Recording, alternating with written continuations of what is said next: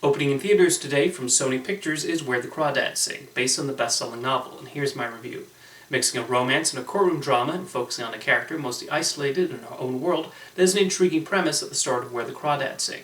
While this is a film that occasionally falls into soap opera tendencies, director Olivia Newman does try to make the most of her location, and the film is at its best when depicting the way its lead character Kaya lives. There are occasional moments of dryness, mostly in the second hour, but it's a noble attempt to tell this story. Carrying a lot of the film on her shoulders is Daisy Edgar-Jones as Kaya.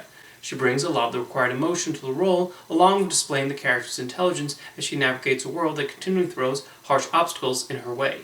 Newman, along with screenwriter Lucy Albert, do particularly well in depicting Kaya's childhood as she copes with an abusive father and the challenges faced when living in the marshes. There needs to be a believable reason for why she continues to live there for so long, and the film succeeds in showing that. A key element of the film comes from the romance between Kaya and her childhood friend Tate. Their romance is nicely depicted, with Edgar-Jones and Taylor John Smith having solid chemistry as both grow closer to one another. Tate does eventually go away to attend university, and when Kaya starts dating another young man named Chase, he pales in comparison to her first boyfriend. Their scenes together lack that interest, and it causes some of the movie's second half to drag at points.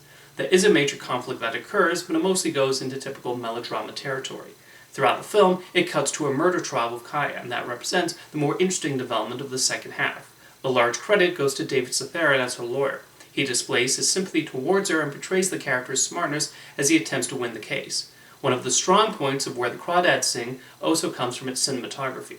A lot of screen time is devoted to Kaya steering her motorboat on the marsh, and the filmmakers do depict the beauty of the area with all the flora and the various animals. Although it should be noted that while the story is set in North Carolina, the movie was actually filmed in Louisiana. Where the Crawdads Sing could have been a little shorter and developed a more compelling second half. Despite that, Olivia Newman is able to keep the story mostly grounded, and while she could have gone in a showier direction, she avoids doing that. Daisy Edgar-Jones does a lot in making Kaya into a sympathetic figure and showing her lifestyle. The film does make it extremely easy early on to know which of her potential suitors we're supposed to root for her to end up with, and the flashback structure could have been better edited. However, Where the Crawdads Sing mostly sets out to be an emotional roller coaster, and those looking to be taken to its setting will find what they're looking for.